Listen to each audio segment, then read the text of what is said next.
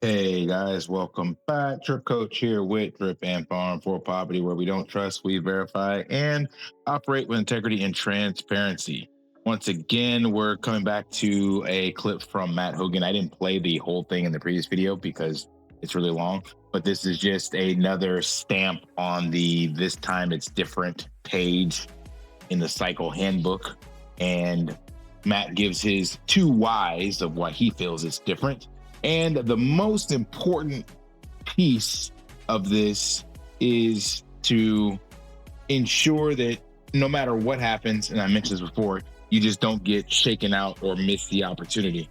So his main thesis, the TLDR, is that um, we've had three cycles play out one way. That does not guarantee the fourth will be this way. You can liken it to flipping a coin. You can flip a coin and get heads or tails three times in a row, but that doesn't mean you're going to get it again on the fourth.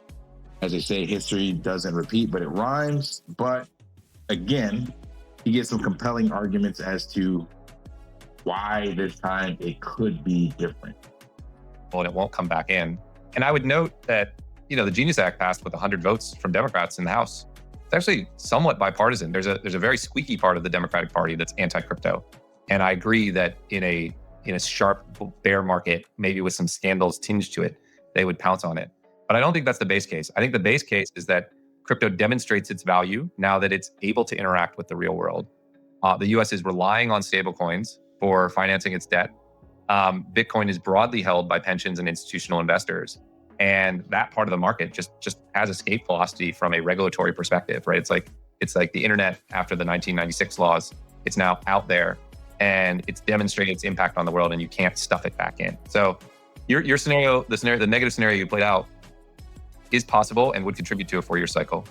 It adds cyclicality to crypto if it happens, or maybe a pro-cyclical nature to a downturn. Like a downturn begets more downturn if it's time to the election.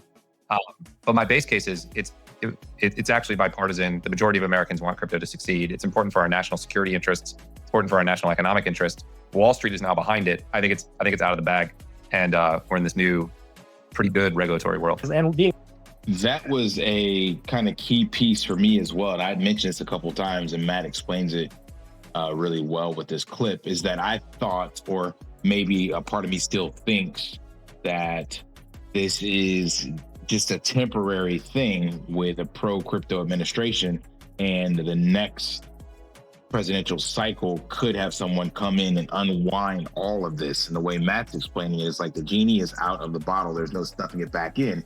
Especially, imagine this, you now have like MicroStrategy, for example, and companies that put strategy into their portfolio, like in 401ks, they have access now to Bitcoin.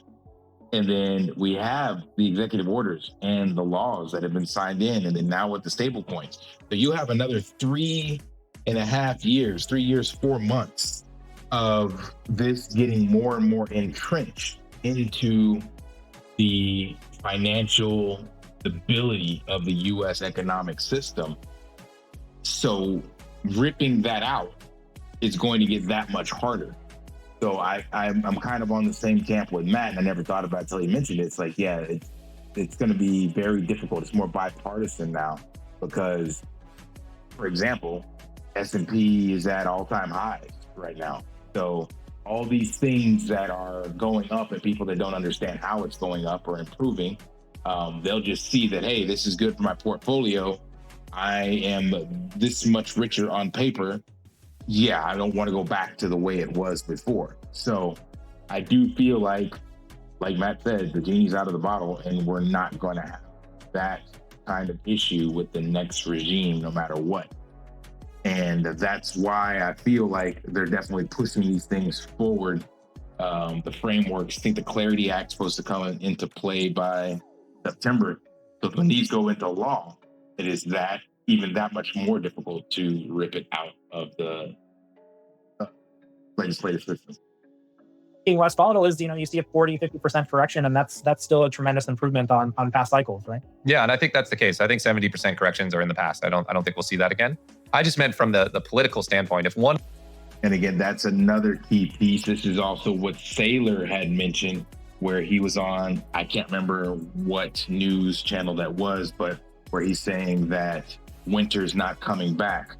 And Matt just glossed over that. But the guy who's doing the interview asked him, he's like, yeah, I don't think we see 70%, but we could see 50. And that's again what Saylor said. It's like, yeah, Bitcoin could go to 300, 400, 500 a coin and then correct by 50%. So at 300, we're right back at 150. You know, that's not hard. Even at 250, we're right at the all-time high we're sitting at right now, 124, 125. So that's definitely in the cards still, and you could definitely still count that as a bear market. But the point is that when you zoom out, the biggest risk to Bitcoin in your portfolio is not buying it today and it's trying to wait to get it tomorrow. And tomorrow, it's typically always going to be higher than today. Yeah, you might get lucky and you might time the bottom, you know, but the vast majority of people trying to speculate will indeed miss out. One of the risks to crypto long term is a dramatic swing in the policy. I do think a market where crypto draws down substantially and Democrats focus on it is a potential scenario where there's risk. But again, I really don't think that's the base case. I think once we have regulation and crypto is in Wall Street and in portfolios broadly, I just don't think it goes back. I think we're in a new regulatory world. I think the ETF is a good example of that. Like, we can't not have an ETF. We have an ETF now. It's not going to disappear. And it's sort of a one-way door. And I think from a regulatory perspective, we're moving through those one-way doors. We moved through it on stablecoins. We're moving through it on market structure. I just think we're in a pretty strong place as an industry now.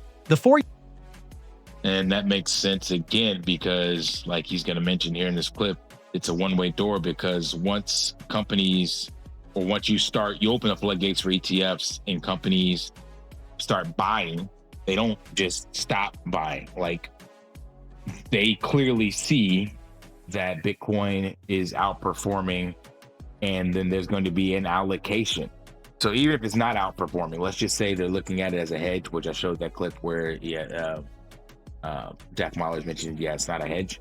But from a wealth advisor portfolio analysis or whatever, they're just going to look at it like, okay, you need to have a piece of this in your portfolio. Like, it's soybeans, it's gold, it's copper, you know, it's whatever. So put this in your portfolio. But once that's the case, it doesn't come out. It is, and it just stays there, and you just continue allocating towards it. And the only difference is you change the weightings periodically, or depending on the risk portfolio you've adopted. So that could be that 1% in someone's portfolio. And once that's there, it just stays there, and then you continue adding to it, and it just does not, as you said, the genie just doesn't go back in the bottle. It just ends up being more and more adopted as years grow. So one year you have 40 billion, next year you have 60 billion, then 100 billion, whatever. And it's a one-way street, or a one-way open door. Who have a retirement account from their job, it's not something they think about. They just invest in it every 2 weeks without even imagining what they're doing. That's sort of the way it happens in this space. So once you've made it into the club, once you're part of the portfolio settings, the market could be up or down. They're still going to be buying. They just move at a different pace. It's like a different kind of investor. So I think that's going to play out for a decade. I think, ETF flows as an example. We did $35 billion in year one. I think we'll do 50 billion in year two. I think we could do 75 billion in year three. I think we could do more than that in year four. That's what ETFs tend to do. Flows tend to increase over time. And I think that's what we're going to see from institutions. I just think they're moving into crypto, and I think that's going to take multiple years, and that's going to overwhelm the sort of 4-year cyclicality. We do a lot about talk. And again, that makes sense. Mentioned that in the last video. We're replacing the FOMO-driven retail, quote unquote, dumb money that started Bitcoin. And now you're getting into people with a longer term time horizon, and then they set it and forget it mentality. They're not traders. They're not watching the market. They're going to their 9-to-5 job or whatever it is, and they have a portfolio manager, or they're in a 401k or whatever, and it just comes out of their paycheck every 2 weeks or monthly. And that's it. You don't think about it. It's just like paying insurance or whatever else. It just comes out and you're done. So those forces, there are far more of them and a far larger pool of capital able to allocate towards Bitcoin on autopilot than we've seen historically with retail and the smaller market cap of Bitcoin in its first 10 years. So again, logic just dictates that that would cause this to be a very different cycle or very different evaluation of Bitcoin going forward. It cannot behave the same way because these variables were not there. I forgot the quote, but it's like many variables exist, therefore many variables must be tested. These did not exist before, and now they do, and they must be tested. We don't know what the hell is going to happen, but we can safely say it is not the same as it was before. Like, that's the only thing you know for 100% certainty.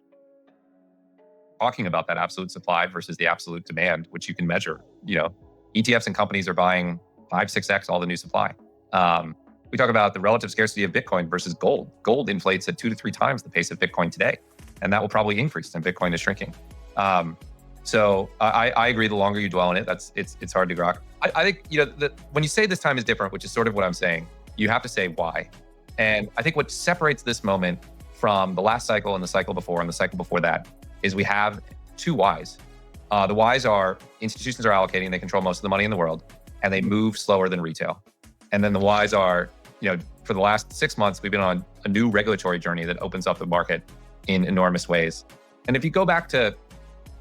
So again, those are 2 very powerful whys. Institutions are allocating and they are much larger and move much slower, and they have a longer time horizon than we've ever seen before in Bitcoin. And we have never had regulatory framework in play for that. And what he mentioned in this previous video, the third why, is that in the previous cycles, we were at increasing interest rates, or at least the last cycle, we were increasing interest rates. Now we're actually looking at decreasing interest rates. So these are just positive forces that would dictate on a long enough time horizon that Bitcoin just continues to go up. That's the inevitable piece. But even in this current cycle, it's going to continue to most likely grind higher.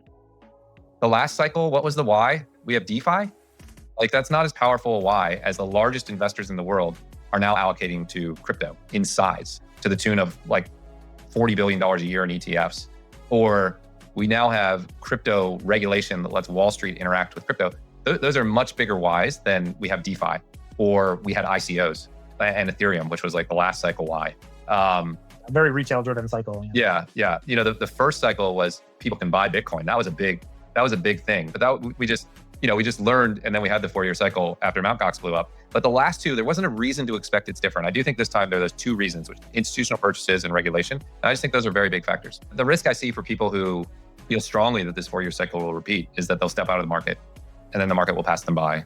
And that is my biggest fear, and why I keep beating the drum as well. Because like I said, you guys that follow my journey, have been with me from the beginning, you saw the mistakes that I made chasing shit tokens and stuff like that. So this would be the next mistake I feel that people would make. It's like, okay, they learned their lesson not to chase shit tokens, great. Now they're like, I'm gonna wait and, time the market with this cycle. I can look at history and I know the cycle top is here. So I'm gonna keep some of my capital on the sideline, or I'm gonna sell out. I forgot this guy's video. I can't find it, but he sold his Bitcoin, a couple months ago, because he believed that it was going lower or some crazy shit, whatever. But it's like, that is the biggest risk, I feel like, is stepping out or trying to time the market and thinking that you'll be able to buy back in because Bitcoin's going to do what it did the last 3 times. It will be a real challenge. And so to the extent that people are planning to do that, maybe do it in half, or maybe do it at a lower level to make sure you have, and I know most real hodlers, or maybe don't do it at all. Do this, they don't step out of the market, but make sure you maintain sufficient exposure that if these 2 factors, institutions and regulation, really do change the game, you're not at zero. But look, no one cries that much over taking profits on a position after a good 3-year run. So I'm not against that. I would just say, be open to the idea that this time is different. It's happened 3 times. That doesn't guarantee it's a 4th. It hasn't happened 50 times, right? It's happened 3. If you imagine flipping a coin, you can get 3 heads, but that doesn't mean the 4th one will be a head. So I would just say, it just be open to the idea that it may be different. Exactly. Be open to the idea that it may be different, or my thesis, Don't fuck this up and just dollar cost average, set it and forget it. Don't worry about these cycles and what could be and what won't be. Like none of that matters. Just stack stats, stay humble, stack stats. It's that simple. If you do that, all the other stuff, kind of like Raul Powell said in his last video, the rest of it just noise. So it's like you have the noise of political turmoil, economics, and global unrest. And the solution for that is buy Bitcoin. And then within the Bitcoin space, it's like, okay, now I'm going to buy it. Everything else is just noise. And all you need to do is just dollar cost average and never sell. So those are your two super simple fundamental principles of how to unfuck your future, as Raul Powell would say. Focus on Bitcoin and then never stop buying it. Really easy. All right, smash that HBO special, help a brother out, like, subscribe, comment down below, and until next time, lift daily and achieve your impossible. See ya.